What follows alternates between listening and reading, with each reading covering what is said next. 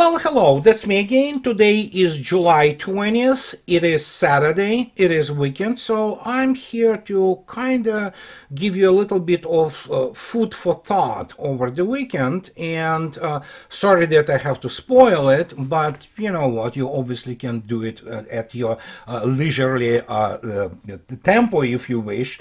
But let's start with something which I think so is very important. And it has been really, how to put it politely, not a good week for NATO and for Ukraine. And here it is. This is the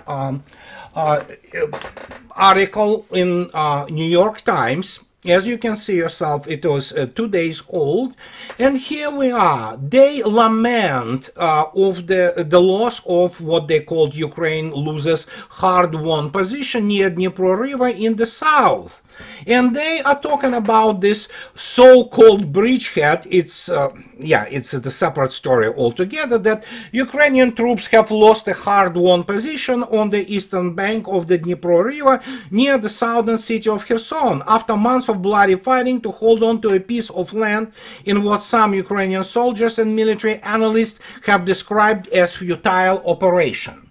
Well, some, but there were also people who basically created this so-called bridgehead, as they called it, which it was not really. Bridgehead is created for the, provision of the territory of what's called Platzdarm in French, and Russians use, for example, this term Platzdarm, which is, basically the area of the arms. It's created for, main forces to arrive and then, expand on this Platzdarm and then, move forward. Well, obviously, from the get-go, the Krynky was because, Pentagon who planned it, and it was United States who planned this with those nincompoops with the diplomas, which are not really degrees from the Sandhurst. And general staff from London. They basically planned this disaster, and this disaster was planned because they thought that, you can use those templates of fighting the 5-year-old kids in the sandbox and consider it a military science. Well, as we know, Pentagon basically paraded U.S. military in the last 2.5 years as, well, amateurs pretty much on the operational and strategic level. There is a lot to be said why they cannot plan properly. Well, I will tell you one thing. They do not have anything even remotely comparable to the operational assessment as it exists, for example, in the Russian General Staff. But it's their problems. And let me show you something. Krynky was the part of this very famous plan of the summer 2024 counteroffensive. Remember this, counteroffensive, which is an incredible, plan on the paper. It was wonderful. It was written, obviously, with the consideration of the field manuals and operational manuals which are used by the U.S. Army, which were primarily written by the people from Wehrmacht and based on the beating, as I already stated, 5-year-old kid in the sandbox. And as you can see yourself, the idea was that, they start, operation to make this, incisive movements from, surrounding the Donetsk and then go to along this, shore of the Azov Sea, while in the same time from Zaporozhye and Kherson area they attack with the other force. They meet at the entrance to Crimea Peninsula, and as you can see yourself, Krynky was the part of this operation because it's the third phase of operation, where they thought that, okay, let's kind of get those guys on the left bank of Dnipro, or Dnipro, as Ukrainians call it, and see, how they will develop this, bridgehead, and from which we will, move our troops and, finally take back this Crimea. Well, as you may have understood by now, and I spoke about this on a number of occasions, and today finally the paper version came out, so I'm plugging in, my book here. The plan was absolutely idiotic because obviously And I'm sorry to say this, evidently Pentagon doesn't understand, because it was planned in United States and it was planned in Ramstein by this group, and I have the proof of it. Evidently they do not understand what required force is and what happens when people shoot back at you. And evidently they don't understand that Russia's long-range fires, the long-range fires, a popular term in all those field manuals in US Army and elsewhere in NATO, that Russia's long-range fires, not only they are much more massive, they are much longer in terms of range and much more precise.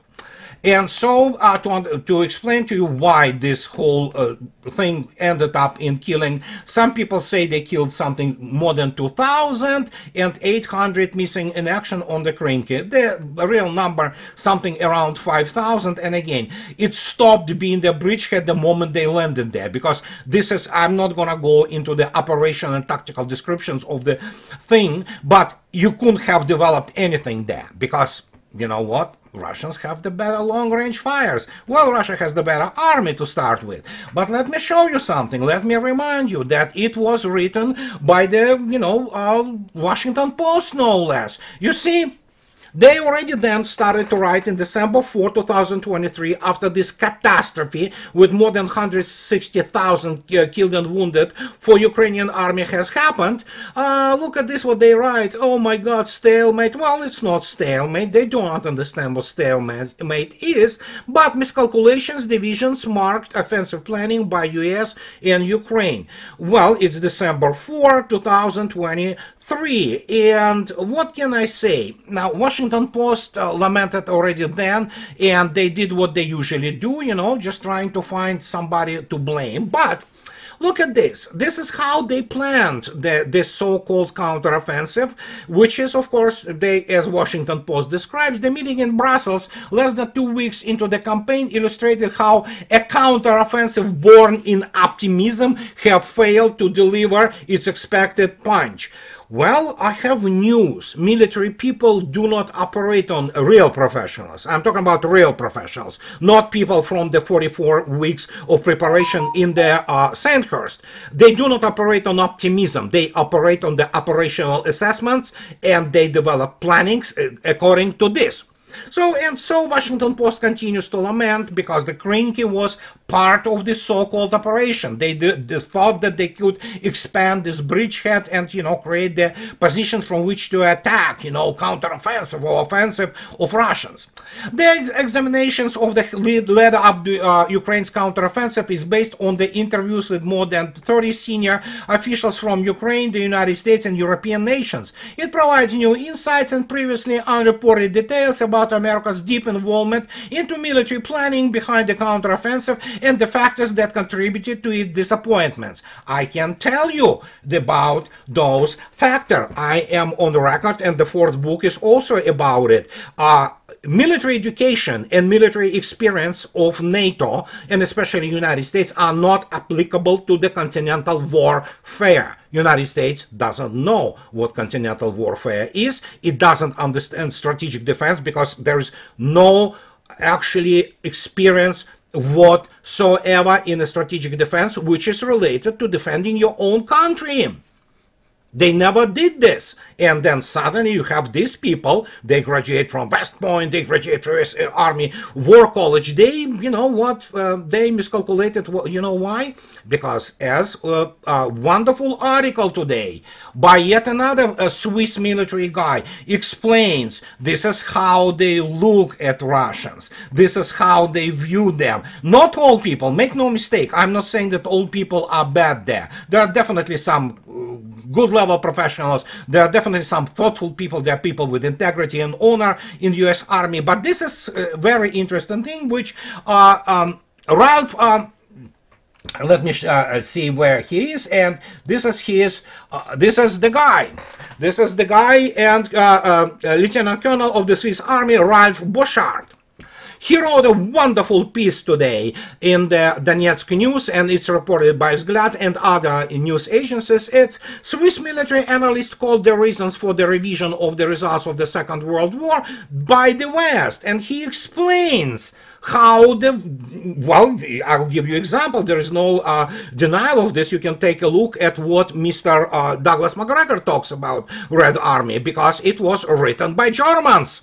The West is purposefully falsifying history in order to downplay the contribution of the USSR to the victory over Nazism and devalue its role, as well as to unleash a new war against Russia, said military analyst, retired Lieutenant Colonel of the Swiss Army, Ralph Bouchard. And he is talking about that when he was on one of the conferences in Switzerland recently. And he was talking to the historians, and he was talking about to history teachers from Western nations. And he was talking about the Belarusian history, which is, of course, the Soviet history and the history of the Great Patriotic War. And he comes to the conclusion, he talks about, they knew neither about the tragedies of Zarichi and Khatyn villages, nor about Operation Bagration. They hardly knew about the countless crimes committed by the German Wehrmacht, not only the SS and the Gestapo. The analyst writes, noting that the reasons for these situations are clear to him. Obviously, they are clear to him, because actually, if you look attentively at the national security establishment in the United States, for example, going back to famous James Clapper definition of the genetics, you know, very evidently not good genetics of Russian people, they still consider Slavs subhumans.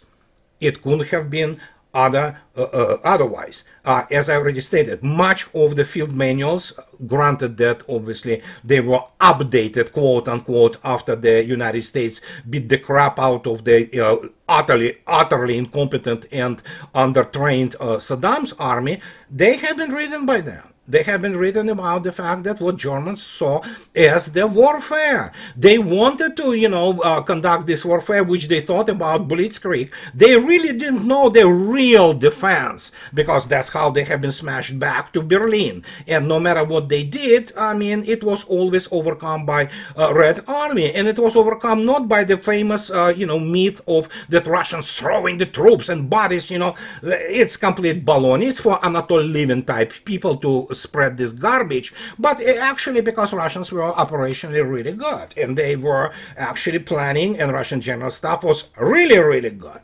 And so now we have the situation, but back to Krynky, which was basically planned by amateurs.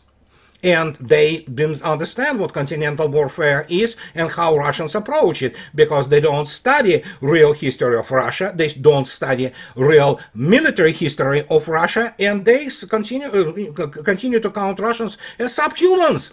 And that's what you have. As a result, they continue to fail. And American disastrous war record and military record is just for everybody to see.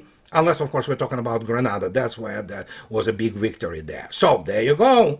That's very simple. And as the result, now they lament that they lost Krynky. I mean, Russians didn't want to actually kill Krynky immediately.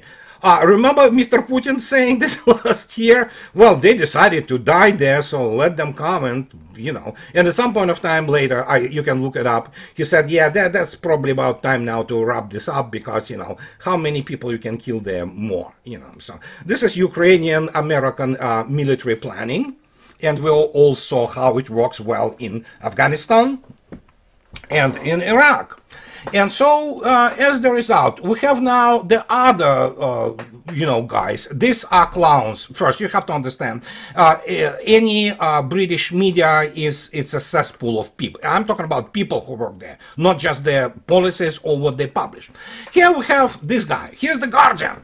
It's, you know, just 5 days ago, and he's like, it's worrying to see the Prime Minister cheerleading for war. They're talking about the new Prime Minister, Starmer, but again, generally, you have to understand, United Kingdom doesn't have military as such. The UK Army is a joke, basically, as are primarily educational institutions, military educational institutions of Great Britain. So he said, will Ukraine turn into the Starmer's Iraq? Well, yeah, Mr. Simon Jenkins has to study a little bit of the operational art and understand what required forces are, because Iraq is a little blip compared to what is happening now in Ukraine.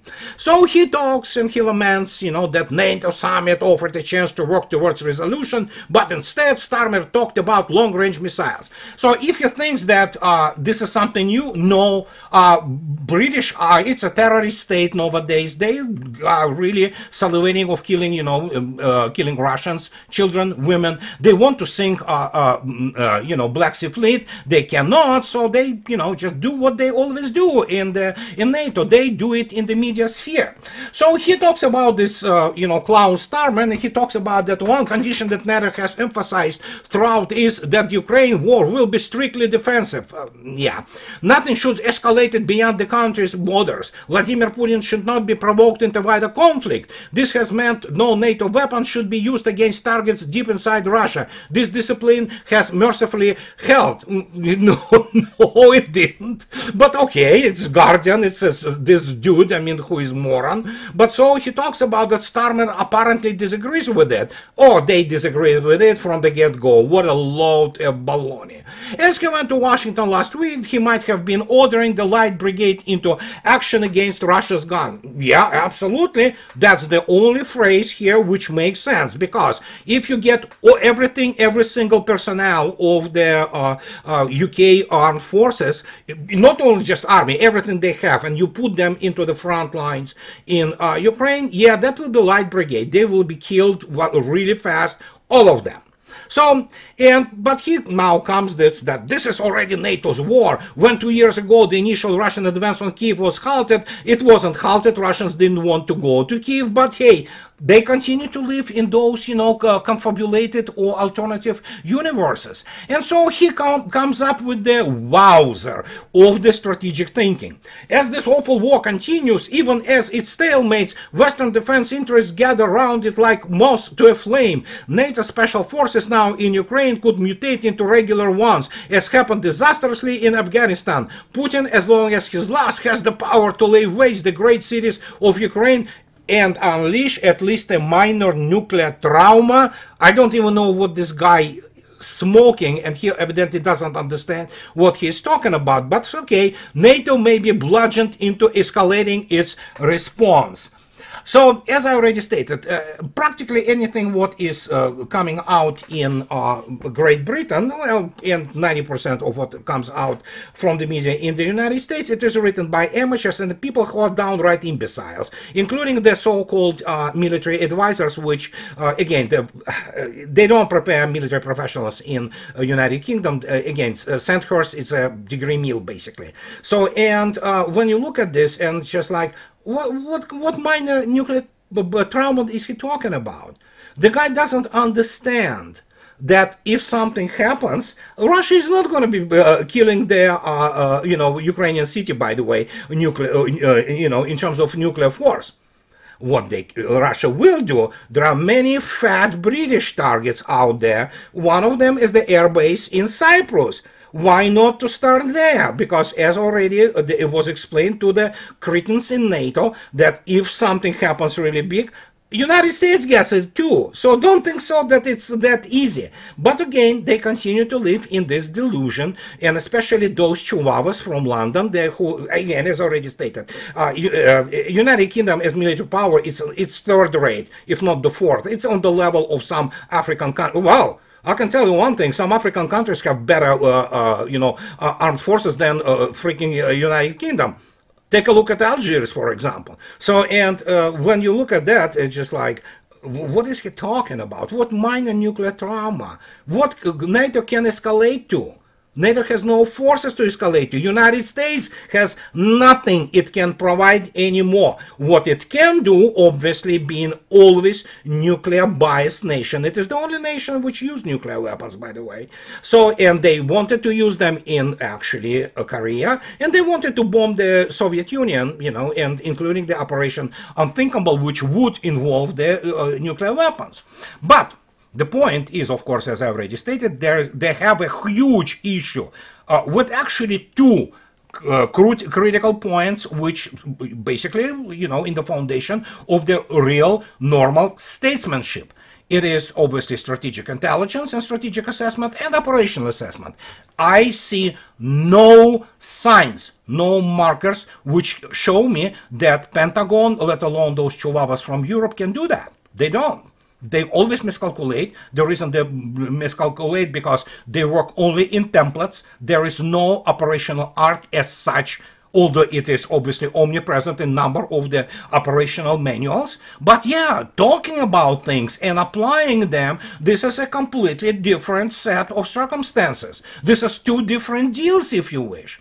And as I already stated, this is all against the background of situation which we have here in the United States, and with the circumstances which emerge about that probably it was the targeted attempt on the life of former President Trump, and well, but let professionals deal with this. But here's another thing which we have to keep in mind. As for example, losses are mounting in Ukraine. As you can see yourself, this is from yesterday. 1,800. It's again, you can easily multiply it by 2, and it's another brigade wiped off the order of battle. You have 29 armored vehicles, 3 tanks, 22 artillery and mortars, 58, UAVs. So one plane, MiG-29, was shot down. There have been, in terms of SAMs, actually, today there are other 2 launchers of the Patriot missiles have been destroyed. So we have to keep in mind what is going on there in terms of the actual reduction of the not only material base, which of course even the United States cannot provide anymore anything substantial, which can, they talk now about the second counter offensive. These people do not learn. They do not learn. They are incapable of learning. They are military amateurs. They really try to play those. Yeah, they try to replicate Iraq War, and guess what? It doesn't want to replicate itself, because they met not only their match. I mean, I have now all reasons to say that there is the huge professional gap between what actually Russians do militarily and what the United States represents itself militarily. And when you look at this, then suddenly you recognize that the only thing they do primarily are media, and of course, throwing those poor Ukrainians into meat grinder, and they get killed on the industrial scale every day. And this is something which none American officer ever dealt with. They have simply no reference point or understanding. As a result, today, Mr. Cavoli, no less than Mr. Cavoli himself, the Supreme Commander of NATO forces, and he says that Ukraine has great war strategy. So, yeah, sure. The chief of NATO European Command, Christopher Cavoli, has described Ukraine's losses on the front lines as merely a sign it's generating force for a further offensive in a speech at the Aspen Security Forum in Colorado on Thursday. The bloc stop general said Kyiv's overall military strategy is great in terms of balancing recruitment, training, and arms procurement. I don't know why he even in this position. I don't think so. The guy will be allowed to run battalion in Russian armed forces. And he's talking about that. According to Cavoli, in modern warfare, one either wins fast and upfront or is stuck for a long slog full of unpredictable twists and turns. Well, Mr. Cavoli should go back to school. I'm talking about high school, but obviously not in the United States, because he will be studying pattern. But he has to go to the high school in Russia, and they will explain him on a basic, level what it is Russians are doing, how they're doing it, and then maybe he will try to enter any kind of the serious Russian military higher learning institution, officer schools. Then he will understand what strategy is, what Mr. Svechin wrote about, what Mr. Iserson was writing about, what other Russian strategists wrote about, of which, of course, most people in US military never heard of, because they are brainwashed primarily with the German view of the war, which they successfully lost, and then confabulated everything about it. And as a result, you have those people saying amateurish BS. not understanding what is happening. So, but looks like American generalship in general, since 2020, since 2003, is in the business of discrediting itself as the professional military. And we can go at the, Mr. Ben Hodges, Mr. Petraeus, now Mr. Cavoli, who at some point of time said, oh my God, what a scale of this. And now he talks about like the high schooler. This is pathetic. This is ridiculous when you look at this, what is happening. So when essentially United States have been demilitarized, United States Army has zero required force to even sustain 2-3 weeks campaign, because United States Army doesn't have the ability to sustain losses, the scale which Ukrainians sustain, and they do not understand that Russians are waiting for what is happening in the United States. Mr. Trump already, as according to, well, it's typical Trump, typical. Can you imagine? He said that Putin is afraid of him. He told that Mr. Orban told him so. Yeah, I'm kind of, can you imagine the picture that during Orban's visit to Moscow, Putin, in confidential, manner and with the lower voice says, Victor, you know what? I am afraid of Trump. So that's the level, that's the circus. We spoke about this today with my friends and, military professionals from Russia, and we talk about how you can comment on this. This is clown, it's circus. The clown upon clown upon clown, chest stomping, and they cannot really live, with these consequences anymore. And they cannot. Because that's how empires collapse. They collapse completely with the people, being detached genuinely or continuing to toe the party line. Because, well, what I can say, maybe it's not about integrity after all, right? So, and just to give you a little bit of the understanding of what Russian people go through, here is the... here are the reports from the front lines and the Kharkov region, and so they're French. According to an evacuated resident, they were residents, not resident, a number of women have been raped. Some of them have been killed by fighters of the Kraken Special Forces. Together, Kraken is the Nazi battalion, and together with the foreign citizens of French origin. Yes, that's what French do. They are really good at it. So, and that's what, rape. That's pretty much, the weapon of war for Ukrainians. And considering the lack of morals and integrity from Western journalists, this is what they project, to Russians, So, but what can I say? It's, look at this. Here's the morals of the combined West. Here it is. You're clear. The first payout, from interest generated by Moscow frozen funds will be made this month, the EU-based depository has said. So they will get 1.5 billion on seized Russian cash. And in July 2024, the payment of 1.55 billion of actually euros to European Fund for Ukraine following the recent implementation of the EU regulation on the windfall contribution.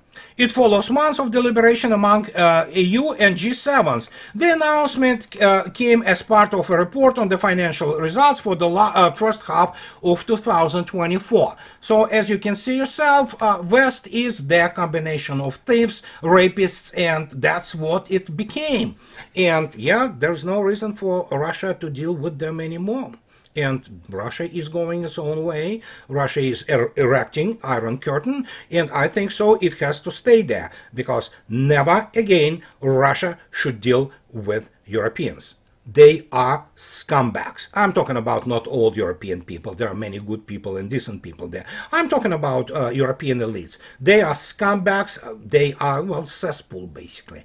And looking at this whole situation, my God, what kind of change we got ourselves into when you look at the scale of the events and the fact that, yes, they miscalculated on such a scale. I cannot even, just buy this thing, let me plug it in, America's Final War, where I explain why it is final war due to incompetence and basically living in the fantasy world. And you will understand. So, and this is what I wanted to tell you guys today for this weekend. And as always, Those people who like what I do, please subscribe to my channel, and those who can afford, please support me on Patreon or buy me a coffee too. I would really appreciate this. So that will be it for today, guys. Have the nice rest of the weekend, and I'll talk to you later. Bye bye.